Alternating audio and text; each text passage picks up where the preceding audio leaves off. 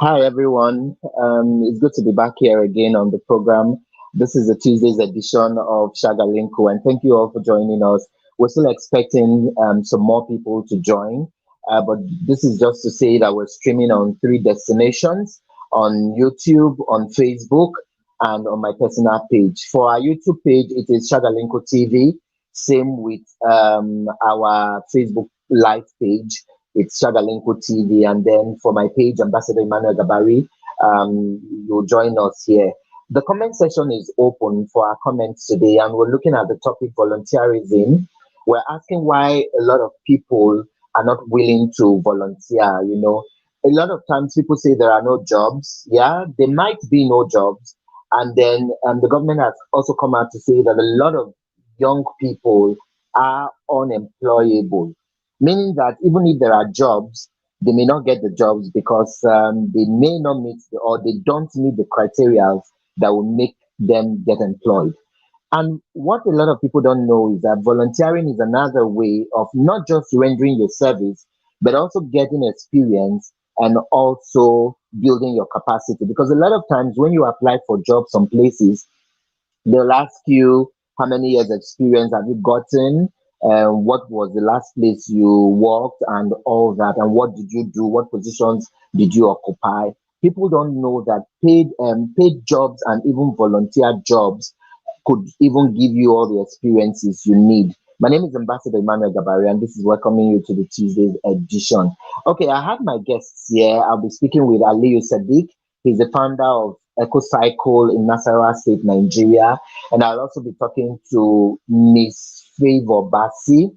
She's a girl child education advocate, and she lives in Abuja. And together we'll be doing a whole lot here today and talking about the issues.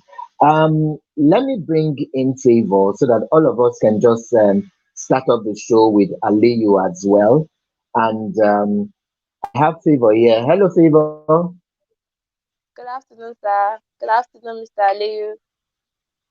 Yeah, how are you doing? I'm fine, thank you. How was your day, sir?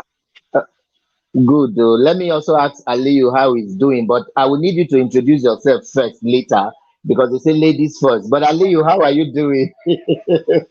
Good Hello?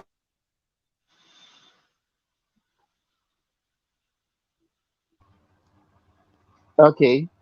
Yeah, Aliyu. So I'll bring in Favor. Favor, I'd like you to tell us a little more about you. I know you're a girl child education advocate and all that. So what are the other side hustles that we in Shagalinki don't know? Okay, my name is Favour Bassie. I am, like you said, a girl child education advocate. I am also a business entrepreneur right now. I am into jewelries, customized jewelries. I'm also a student at the University of Ilorin, Kwara State, and also I do a lot of writing and some music. I'm sure that's a surprise to Mr. Ambassador, but that's more or less about me. Okay. You didn't also add that you're an intern for Shagalinku. Yes, I'm an intern for Shangalingu TV. You're welcome. So, Ali, over to you. Thank you, sir. We'd like to know a little more about you. I know you are the founder of EcoCycle, and later on in the program, we'll talk about how you've been helping in climate change and also recycling things from waste to wealth and all that. So, tell us more about you. Thank you so much, Ambassador Gambari. It's a pleasure to be in your show today. My name is Aliyu Sadiq. I'm the founder of EcoCycle, a social and a climate action enterprise based here in Nassarawa State. I'm also a youth corps member, and by the grace of God, I'll be graduating soon. I am a climate change advocate. I'm an environmentalist, and by profession, I studied geography and environmental management. I do things around the environment, climate change, waste management, as well as social advocacies for the benefits of the people, planets, as well as our profits. Thank you so much. Thank you very much, Aliyu. So, viewers, you have the ample time now to drop your comments on the comment section. Let us know what you think about volunteerism and why are young people, particularly, not also embracing the whole lot of opportunities that volunteering brings their way. Okay, let me even start with Favour now. What, in your definition, maybe in a layman's definition, what would you say is volunteering or volunteerism? So what is your own view about the word volunteerism? Oh, thank you, sir. To me personally, I see volunteering as giving back to society, giving back to society. That is maybe whether in business, whether in an institution, whether it's just in your environment, just giving back something and not expecting something in return. It can be standing for a cause, maybe doing a peaceful march, peaceful walk, or you can maybe try to offer services to people who are not in position to do it themselves, like maybe working in an old people's home, even in a hospital. You can volunteer in a hospital. That is giving back to society, and you're not expecting anything in return. Not anything, not in form of money, in form of material things, nothing in return. You're just doing it out of your will, out of your let me say your church mind, but you're doing it out of your heart to help society, to help people in your environment. To me, that is what I see volunteering as. Okay, let me come to Aliyu. Aliyu, before I ask you also what's your own personal take on volunteerism or volunteering, aren't there a lot of things that young people are missing by not also finding a way to know what volunteering or volunteerism is? Because sometimes they will also come in the guise that they don't know that this and that happens, but probably maybe they didn't take out opportunity to also find out opportunities they can get from volunteerism or volunteering for a cause. What do you think, Ali? Yes, Ambassador, I actually agree with you.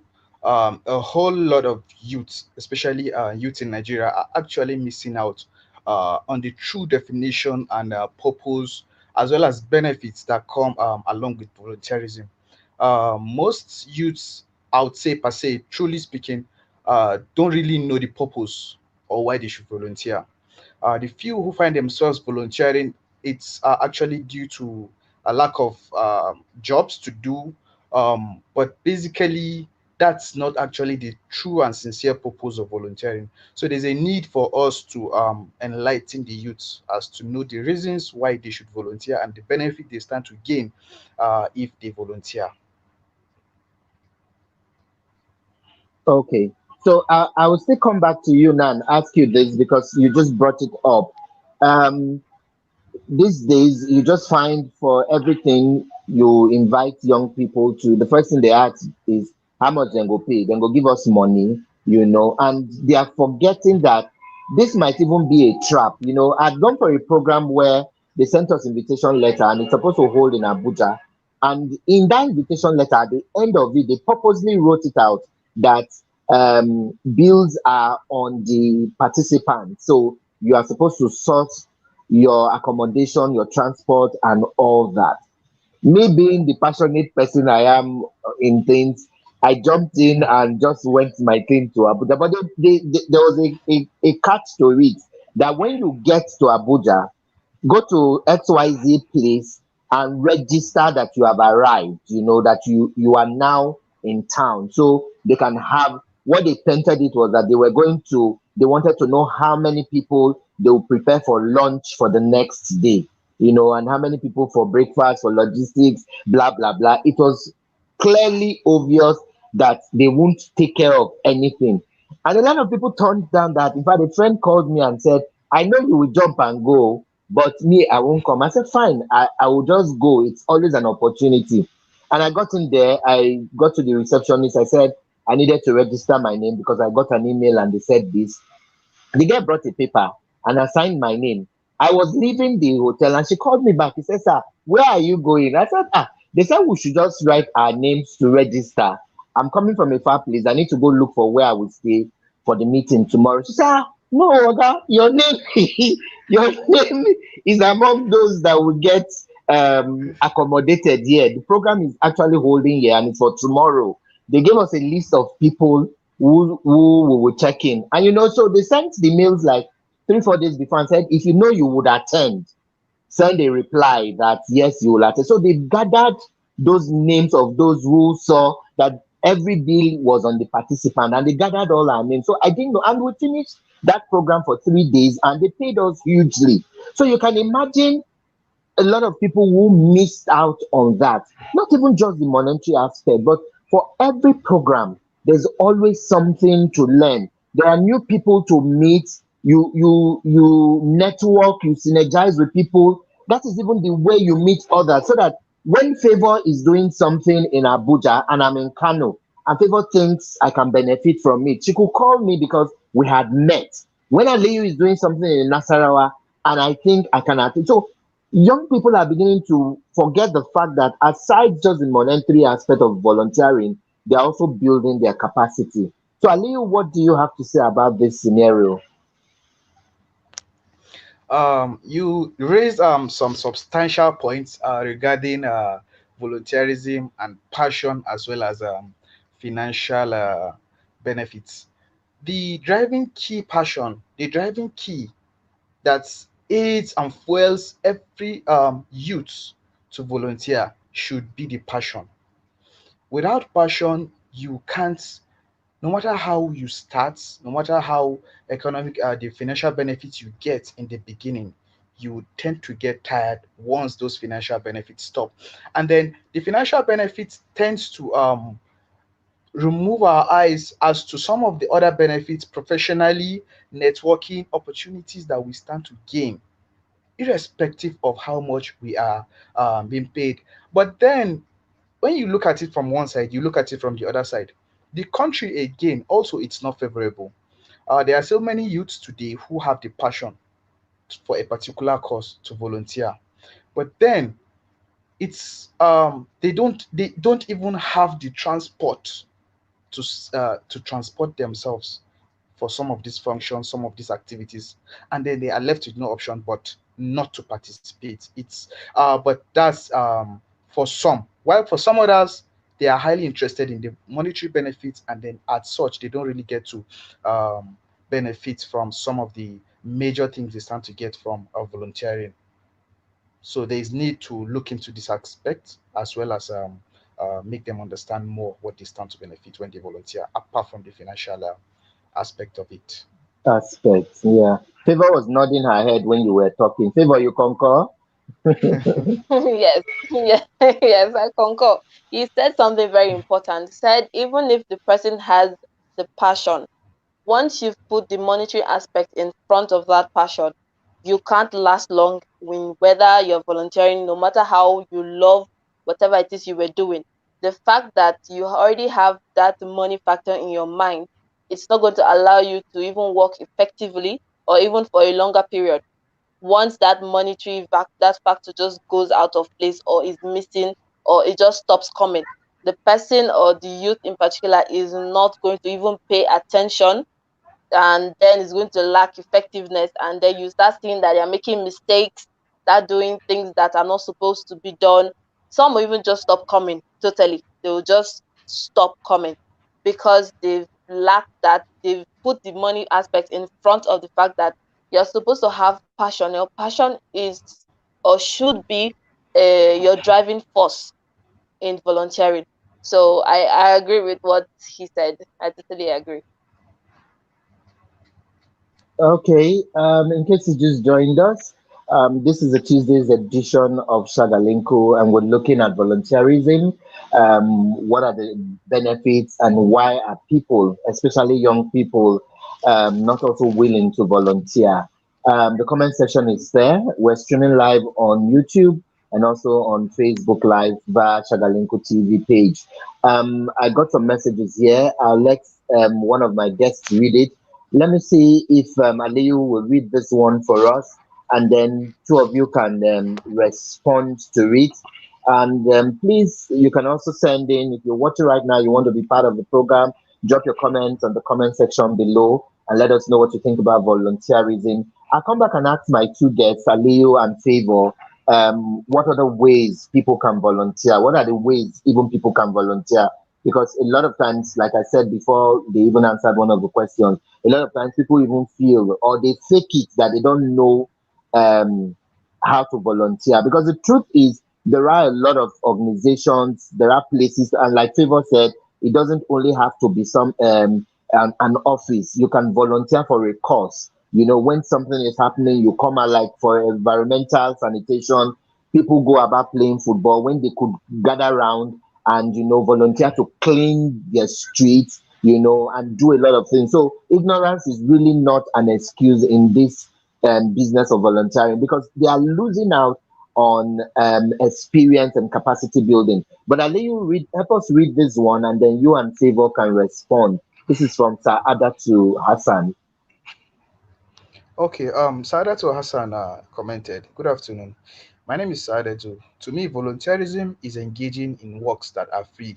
To me, I feel the youths don't know where to volunteer, have a lot of issues on their plates to volunteer for a free work, or don't have time to volunteer, and others just don't care. I volunteered in a leadership program before, but when I wanted to volunteer again, my husband stopped me.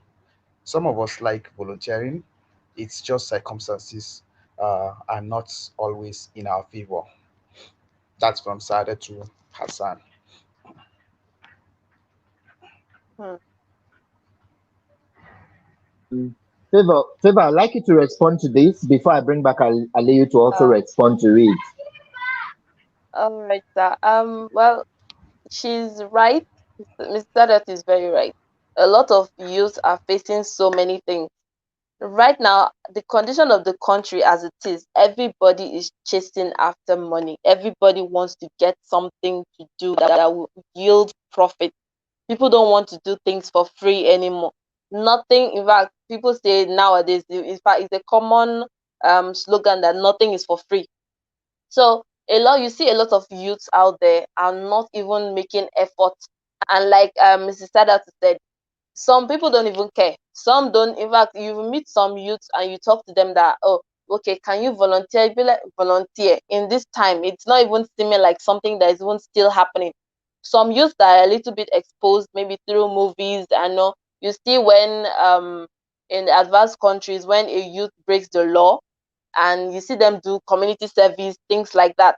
That is also a form of volunteering, but it is not applicable in our own environment, in our own setting in Africa, because of so many things. Right now, even a 16-year-old, 15, 10-year-old is looking for ways to make money. That's why we have a lot of crime, financial crime rate that is very high nowadays. So we have a lot of issues preventing youths from volunteering. But at a point, we're supposed to always try. For instance, like Miss Sadiatu, she said her husband is not didn't allow her to volunteer the second time she made an attempt after she did the first time. So somebody like that, she's a person in position to encourage others who have the time, who can squeeze out the time. Let me put it that way, because a lot of us are busy with one thing or the other. We have one thing to do. We have this business to launch. We have here and there family and things like that. We're balancing so many things together. So somebody like that, you can actually be in a position where you can encourage youth around you, can encourage young people to volunteer in different areas. And like Mr. Ambassador said, it's not just in institutions we have this whole volunteering. Some companies call it internship. Some, like in school settings, you have a level at which you get to 300. I see it as volunteering. I don't. Some students see it as a means of making money. Some students see it as a means of sitting at home and doing nothing. Some students see it as a means of just being lazy. But that internship that schools or universities, higher institutions are making their students do at a certain point. It's not all courses that do it, but majority of them do it. That it's compulsory at your 300 level. You're supposed to go out into a company or into a certain field where you want to work and work for some companies or work in an institution, for instance. And most of the time, 90% of the time, we are not paid. I am actually currently one. I am privileged to be on Shagaligo TV as an intern. And I can say it has been a great experience. It's not about the financial aspect. It's been a great experience. I have spoken to so many people. This TV has given me the opportunity to talk to people all around the globe. I can say that literally. And it has helped me to improve on myself as a person.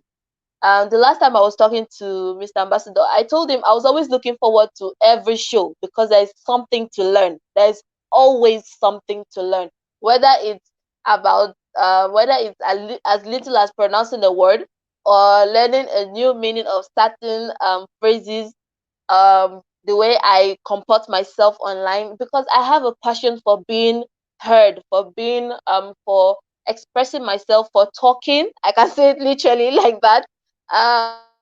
But being in conversations like this, it's been something I have always wanted to do since I was a child. So when opportunities like this comes up, I jump at it, not regarding, oh, okay, am I going to be paid, what are the benefits, am I going to, no, there's so many other benefits you can get from this. So I want to encourage Mrs. Sada to, please, ma, you have already started the good work. I am appealing to you. You can encourage youth around you. I'm sure you have young people where you are. Encourage them to volunteer in, whether even it's in the environment. Majorly, we have people, young old people, that can't do things for themselves even during this corona. I'm sorry if I'm diverting into COVID-19 again. During corona period, you see people coming out because it was announced on the news that the old and the aged were easily they were able to, they get contacted, the disease can quickly or easily get contacted to them, and they won't survive it. So you have young people coming out, making errands for them, buying groceries and all. So youth out there can easily even volunteer, whether in your environment. You don't have to um be all official, wear your suit and go to an office, go and apply to volunteer. It can even be as little as in your environment. So that's more or less all I can say about that. Okay, Aliyu, let's also have your take on what Mrs. Sadatu said. What do you have to chip in? Yes, I think there are some factors that actually affect or prevent some people from volunteering, and some of these factors has to do with cultural background, religious ethics, moral background, as well as financial uh, challenges. And then the last thing I would say is trust and deceit. I would explain that more. But when I talk about cultural, religious, and moral, I speak about people's background. When you go to a typical northern family, a lady goes out for only for a reason. There are families who don't allow their children go out. And imagine a lady who has a passion for things like this. Okay, take example, Saadatu, she wants to, but then her husband doesn't have regard for such. As such, she's left with no option but to back down. But back again, and then let me talk about the seats before I go to what I'm about to talk about. The seats. Several organizations, several uh, volunteering organizations have actually contributed to making so many youths to back down and not to volunteer. Why am I saying so? You find a passionate youth who is willing to give out his time, energy, resources for the greater good of the organization, as well as making the society a better place. He goes there or she goes there because she believes in the aim and objective of that organization. But then you find out that some of these volunteers are not being used. Organizations get money and then they go out, they need volunteers. They are paid to pay workers, but then because they feel they always have volunteers at their disposals, they make use of them and then they dump them.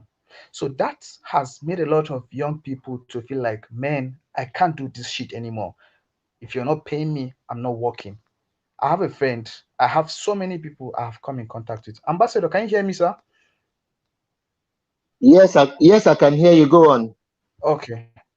Okay, I have so many people I've come in contact with, and they'll be like, "This 2021, I'm not doing work without pay." That's because of some of the experiences they've encountered before. But going back to people like Sada too, as well as people that have been hindered due to some kind of social, moral, or religious hindrances, there are several methods of volunteering.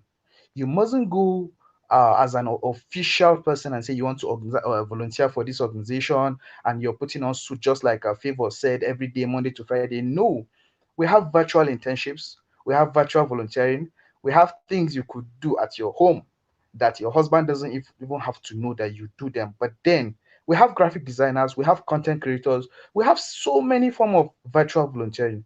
Take a good example. During the peak of COVID-19 pandemic, I was part of those who volunteered for an organization here in Abuja, alliance with uh, a Pan African organization, and then we tried to strengthen advocacy on climate change. Tried to, due to the COVID-19 that has hindered uh, grassroots advocacies to community as well as community engagement. So we tried to see how can we leverage on digital technology such as social media to raise this awareness as well as continue with what we've always been doing, irrespective of the COVID-19. Within my home, within my room, I come up with contents, I research, I read articles, and then try to break down these research papers, these documents to the language that the normal common man in the street can understand, and then we push them down to social media. A large chunk of contacts I have go a long way in following some of these articles and write-ups, and most of them are motivated. As such, you see, within the confines of my comfort, I have been able to touch a whole lot of lives, to take action, community engagement, to demand for just actions, to make policies work for the greater good of the societies. So for every action there is always a way out. So for people like Sadat, who have had issues of marital rejections to some of her decisions to volunteer, I would suggest they partake in the online as well as virtual forms of volunteering. And then all you have to do is your data. And then I made a point in the beginning of my presentation or show. I said passion is the driving force for every volunteering action. I could remember when I was signing out of the university, when I was writing my last paper, there was a conference which I was part of those who organized it, and then there was someone, an international figure, I really wanted to see because I love I've aspired much about some of the things he do in Africa, and I had every reason not to participate in that conference. I had every reason. I had my papers were supposed to end by 10 a.m. and then the conference was supposed to start by 9 to 12. So how could I meet up? How could I meet up? But then I took the risk. When classmates were there celebrating, signing out, you know, the fun of graduating universities, not just a normal university, one of the key strong universities. So I made the decision of leaving those fun just to participate in that conference. So it has to do with your passion, and then there are always ways whereby you could always volunteer irrespective of the challenge that the society presents to you. I hope this helps to answer Saada. So thank you. Yeah, thank you very much. We're getting comments. I'd like Favor to read one of the comments here. I'll just put it out on the screen so that you can read. First of all, Madam Euphemia said, Aliyu, you are hitting it. And she sent this. Favor, help us read this one from Madam Euphemia. They said, thank you, Aliyu. People are feeling used greatly, and they feel Nigerian NGOs most times are not reliable. Many youths for them is a no. Okay. So any response, Favor, to Madam No, I Euphemia? think um, she is very, very right. Very, very right. I myself have fallen victim of that once. There was when I was still in when I just my first year in the university. Yes, there was a time when we had a program in school, and it's about a very, very prominent organization. I don't want to mention their names or not. And we were requested to come there at around 9 a.m. for a program. We were supposed to be ushers and all, and we were supposed to be there at 9. The program was supposed to start at 10. So we got there at 9, and these people kept us waiting till this program did not start till probably 12. And most of us were made to come from very far off, and we came there. The program started 12. There was no form of apology or anything. The program started at 12 and ended at, I think, 5 or so in the evening, and they didn't even cater for volunteers, maybe say food or anything like that. There was nothing, there was no arrangement in place, nothing of a sort. They told us that okay, they're going to get back at us. They will call us for even certificate and a little token as a thank you. Up to now, I've not heard from these people, and this is like 4 or 5 years along the line.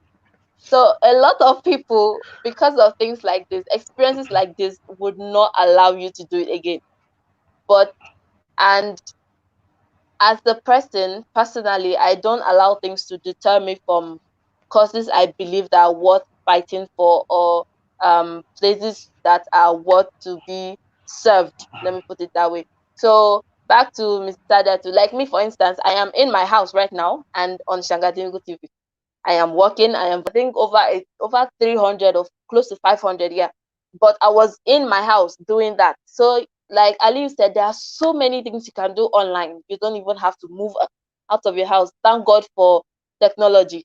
So I am actually very, very, very, very, very, very, very, very, very, very, very happy.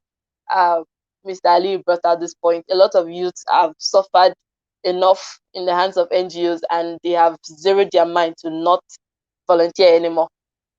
So Yeah, yeah. Thank you very much, Favor. So I'll come back and ask both of you again. So many messages are dropping by. This one is from Madam Ifemi at third time. It says, "Keep up the good work. We are enjoying your contribution." So she's also thanking two of you for the very wonderful comments you're making. I will take another one. There's an Adeleke Samuel Taiwo's message that is here. We'll read that shortly. But let's even address.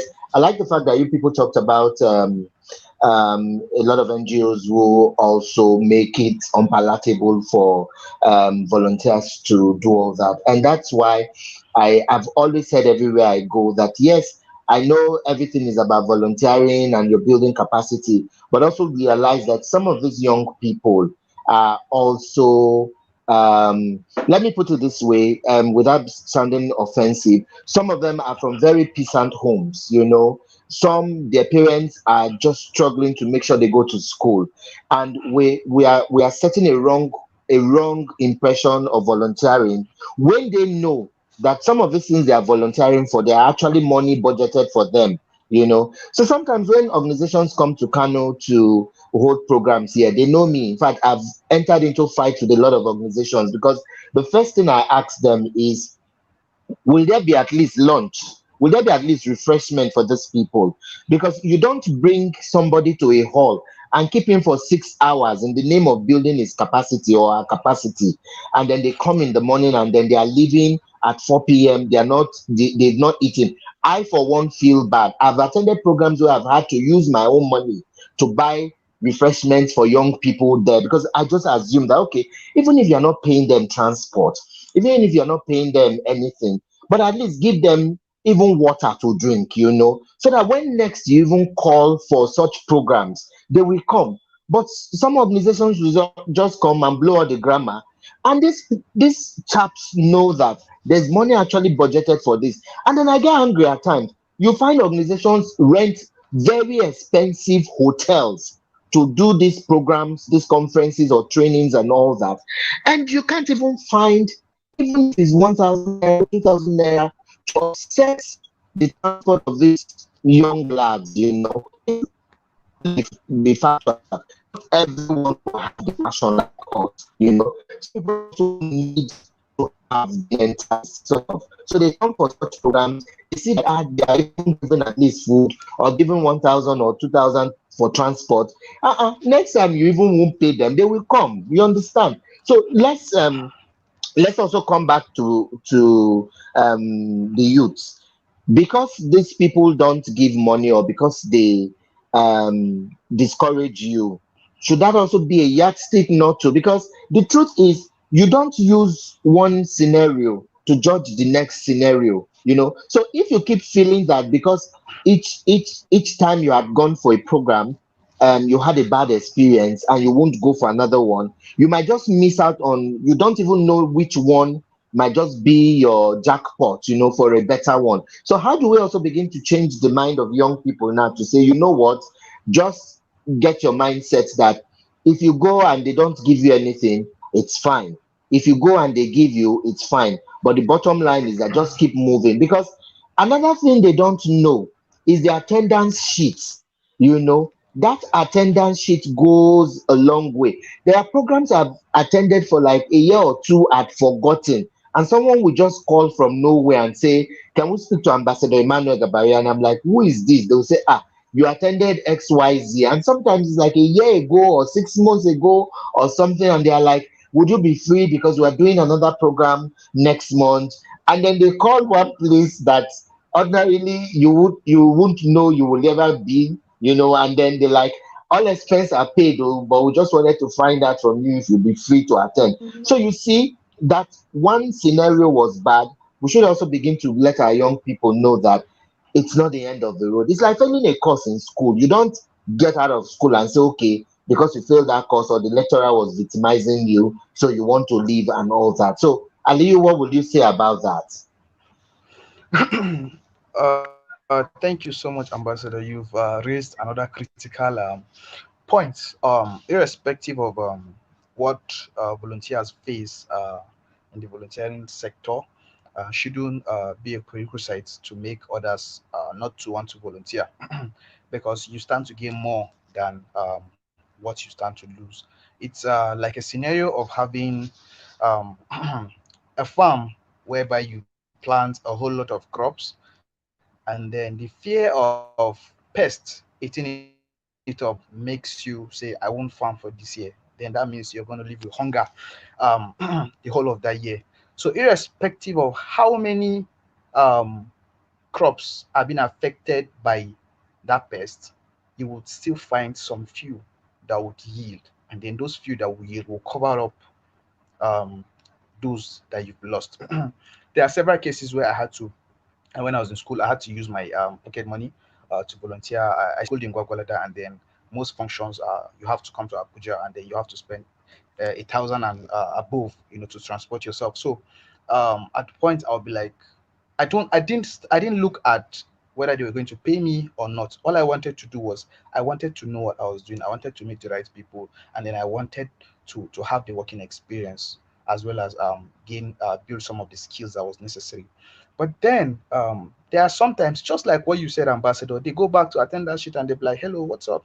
So there are these few other programs that then, due to some of those that you've attended and the people you've met, it gives you leverage, you know, for you to have the opportunity to attend another event. And then you find out that some of these events are really actually have a good financial support. And then when you're going, you're given a DSA, daily subsistence allowance, which is actually good. And then you find out that it can cover a whole lot of 3, 4, 5 transport that you spend within the last 4, 5 volunteerism that you've done. But then you have gained a whole lot. But imagine going for 2, 3, and then I'm like, oh, my pocket money is finishing. I can't go for another one.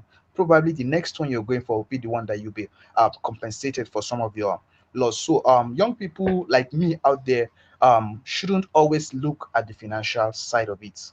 I remember before I graduated, I had the opportunity to volunteer in one of the NGOs here in Abuja, and then I knew I was not working, so I knew I needed to pay my transport to work, because I wasn't expecting the organization to pay me.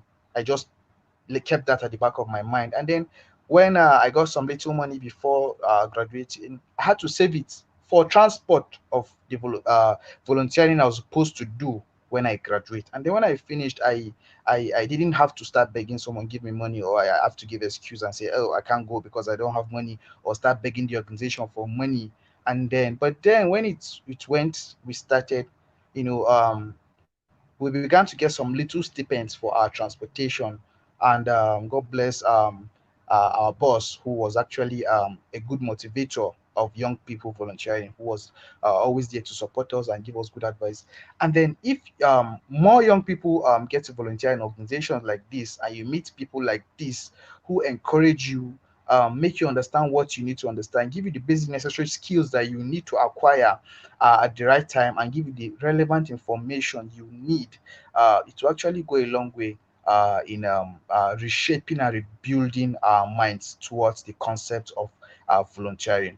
So we need to reshape our minds and do more. I think. Okay. Okay. Thank you very much, Aliyu. Favour, help us read this message from Adeleke Samuel Taiwo. Okay. This is from Adeleke Samuel. Said, hello, my name is Adeleke Taiwo Samuel. I felt one of the reasons why some young persons are failing in this aspect of volunteerism is the fact that most of them are not really aware of the concept volunteerism. Like it, like it's not a major trend in the society. They are not aware of the pros and cons of the word volunteerism. I felt the benefits, apart from the financial ones, should be preached so as to enhance and fuel young people's passion to volunteerism. Sometimes good counsels enhance. Thank you, Adeleke. Okay. And Aliyu, help us read this other one. It's from David Bandy, all the way from the United States of America.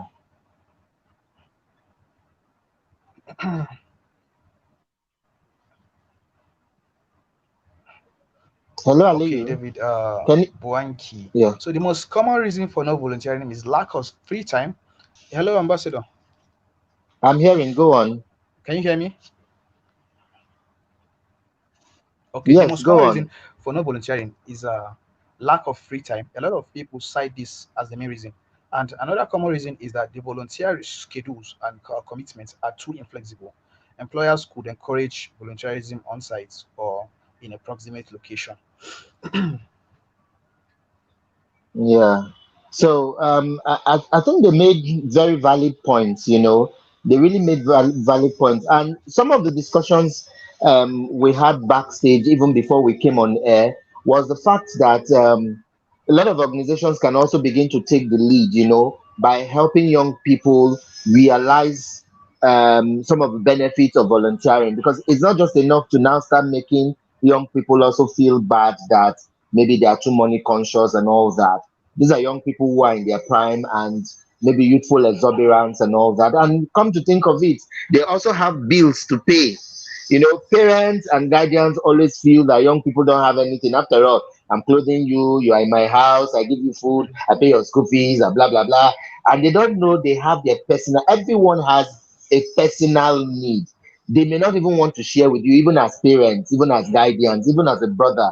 They may not want to share it with you.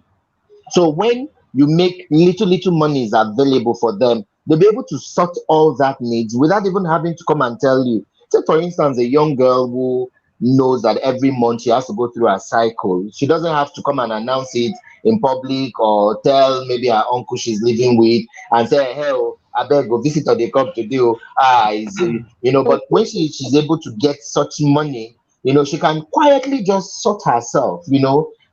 Young boys who are in school might need to pay for handouts or do assignments that they have to submit deadlines. They don't always need to trouble their parents to like, daddy, give me 5,000 or give me 10,000 or give me 2,000. Just sort them easily. Sometimes I still tell parents and guardians, sometimes just give your words money.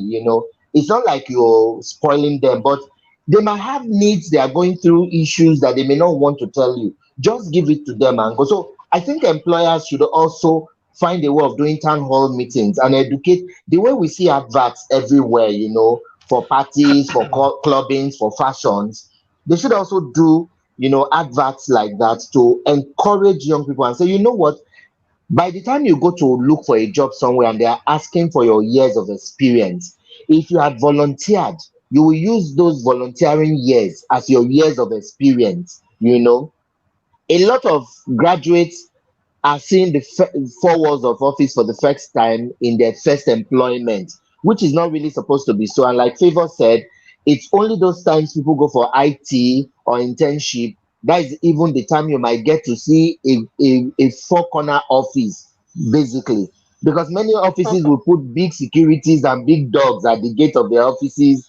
And if you don't have any appointments or any business there, they may not let you in. So, what ways can we also begin to ask, make volunteering a bit fashionable? It's like also farming. You find even people who read agriculture wouldn't want to go to farming, wouldn't want to farm. And I've said that if government make farming very fashionable, you find people even leave white collar jobs to do all that. So as we even begin to wrap up, what do you think? How are ways you think we can begin to make volunteering a bit fashionable? For us as an NGO, African Focus for Youth Development, I tell everyone who comes around us, I say, look, you might see it as volunteering, but you will make more money in volunteering in our NGO than if is being paid. There are a lot of travel opportunities, a lot of even paid conferences that we give some of our volunteers, but we need to know your level of seriousness to be able to push you and say, okay, you know what, go for this program. We know you will benefit and all that. So, what do you think about that? Let me start with Aliyu this time. Okay, Ambassador. For what your NGO is doing, you spoke about free paid travels. You spoke about some financial incentives, and then you spoke about how your foundation or your NGO has done a great job in trying to encourage and motivate volunteers. That should be what all other organizations and NGOs, they should emulate things like this. Going forward, I think some of the things that are lacking in major organizations is a lack of volunteering coordination, or a coordinator for an organization who is meant to oversee some of the affairs of volunteers. As such, volunteers don't have a significant or a specific laid down rule of what they are supposed to do. You find out volunteers who volunteer for organizations, and they don't even know what they are doing in their organizations, because probably what they know or what they came to achieve is actually contrary to what they are seeing. So they just sit down morning till night, and then they have to go home, and then they begin to feel reluctant. So there is need for organizations and NGOs to have a laid down protocol, as well as a structure for volunteers. How many volunteers do we need to pick? How many volunteers can we train? What are the skills of these volunteers?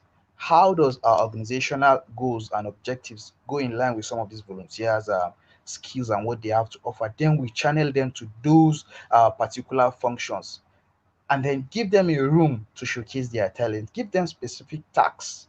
Young people want to display their skills. They want to be given an opportunity, enabling environment whereby they can present what they know or what they can do. And then when they are being given some of these opportunities, they feel happy. They feel, yes, I have achieved something, I have done something.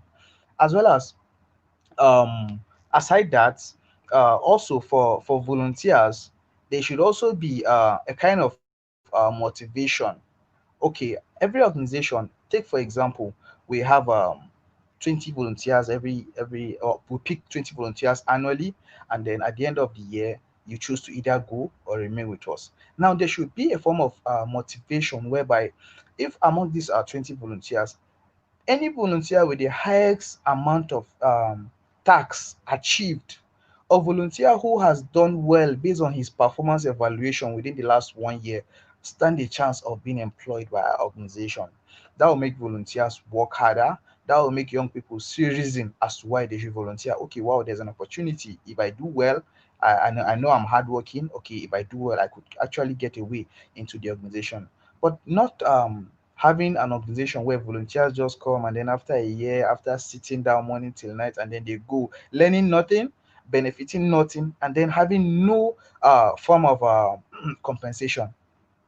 You have to get tired. You would definitely lose it. So some of these structures need to be on ground by organizations, as well as a volunteering coordinator. And then with these, I think it will make volunteering more attractive and more palatable to young people out there. Yes. Okay, Favor, what would you also think? What would you say organizations should do differently? Because a lot of times, like I gave an example, that in AFID, people don't sometimes even when they post coppers to us, and I tell them this place you are, so long as you're serious and we see with our eyes, our job here we are like mechanics.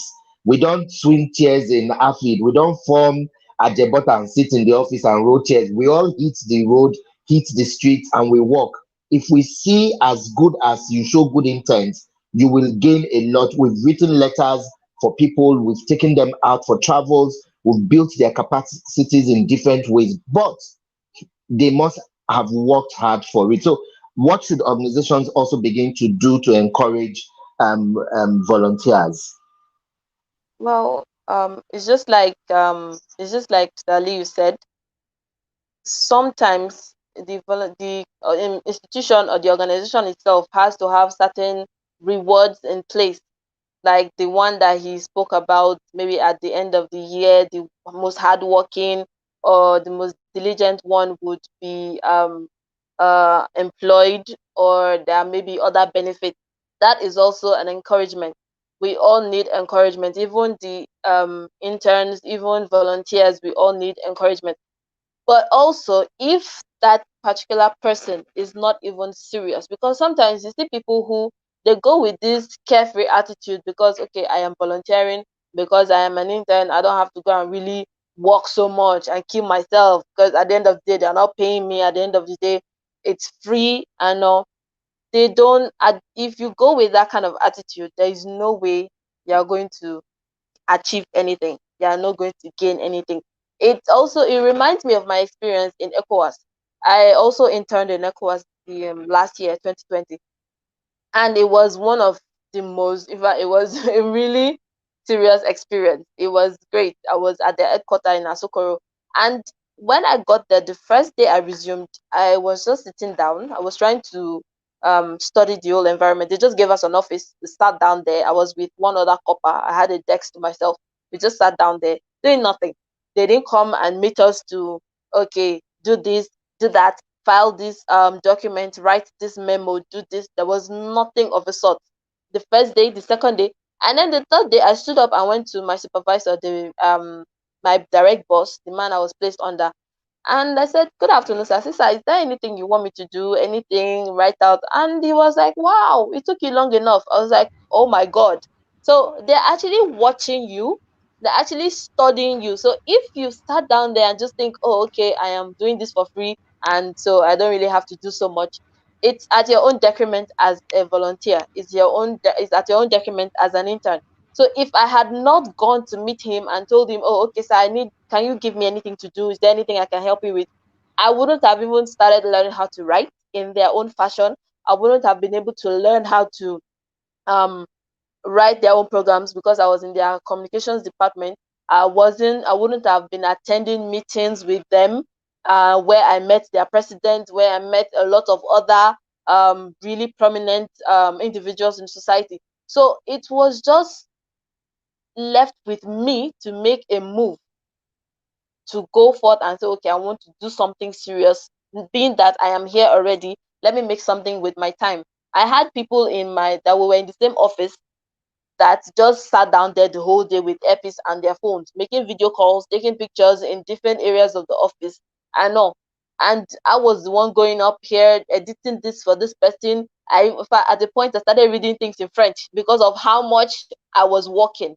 So it is left with the person. There may be rewards in place. There may be employment rewards, there may be financial rewards, or there may be not anything in place, but you have to learn something. It's a waste of time if you are just going there and sit around and do nothing. You might as well just stay in your house or be on your phone and do something else with your time. But for the fact that you've already volunteered and you've gone there, it's up to you to make something out of your time there. So that's all I can say. Thank you. Yeah, Favor, read this last message as we wrap up. Finally, just read this for us. Okay. Okay, and this is from my daddy, David Zandy. Say for your volunteers and you have a mutually benefit experience. Be clear about what you need volunteers to do. Before you begin recruiting, spend some time thinking through what you want help with. Make a list of tasks to be done, being as specific as possible. Thank you, sir. So yeah, it's very, very right. You have Yeah. organizations just pick up Okay. volunteers for So as volunteering sake. It's just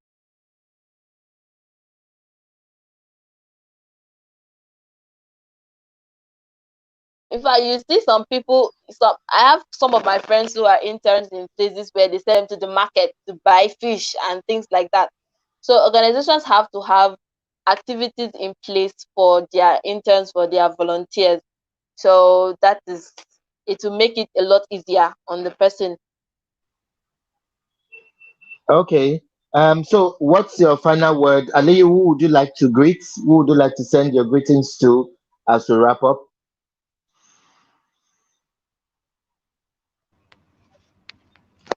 Hello, Aliyu.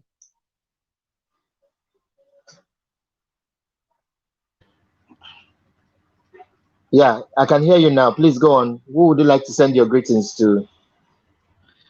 I extend my sincere regards to Mr. David Michael Tremba, the Executive Director of GIFSEP, Mr. Oko Pius, the Project Manager of CS DevNet,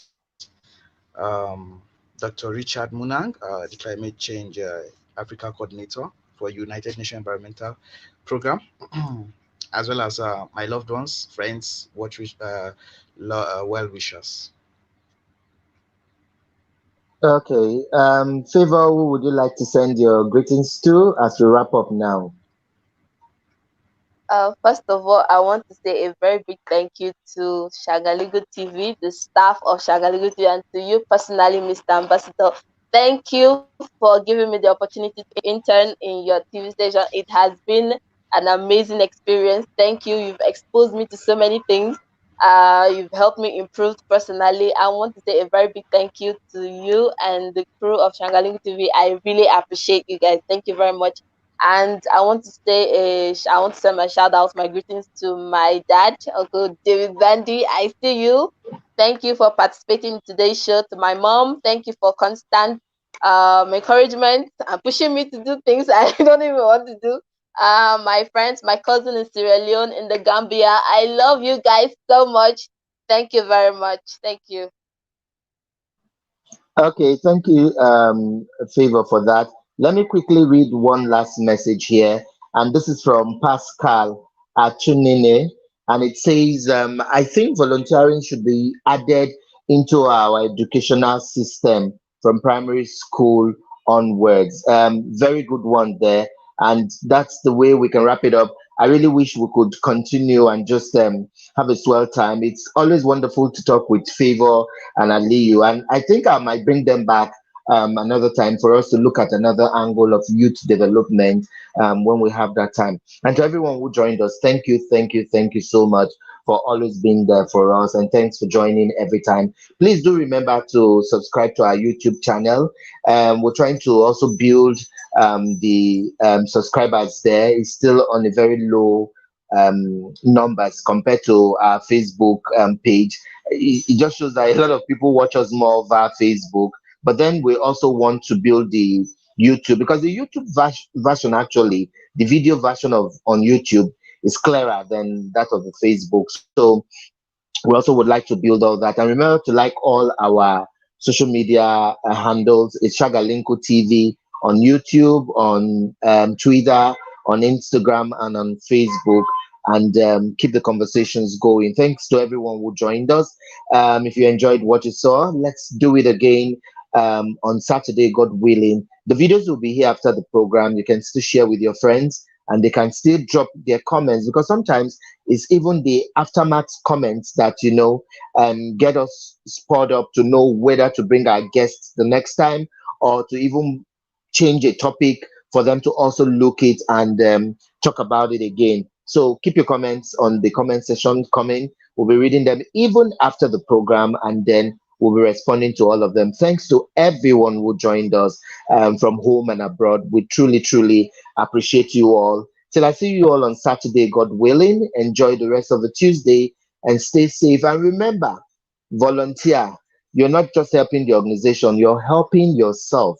You're developing yourself for future use. It might look like a trivial thing for now, but I tell you, everything I have learned today is as a result of volunteering. And when the dividends start coming, when I started traveling outside the country, people started wondering, like, when this one start? But when I was volunteering, going to villages, staying in very deep rural areas, drinking muddy waters, sharing mosquito nets, people were like, but what do you even really need all this for? As a broadcaster, you are always everywhere and tush and all that. But it's just a passion for me to always help. I volunteered sharing mosquito nets. I did polio vaccination at some point of my career, free of charge. I was going to villages and doing all that. And then people saw me travel to Paris, to Europe, and all that. And then they are wondering, it's not a magic in life, or you build your career gradually. Thank you all for joining us. Till I see you on Saturday. My name is Ambassador Emmanuel Gabari, urging you to stay blessed and have a beautiful Tuesday. Bye bye.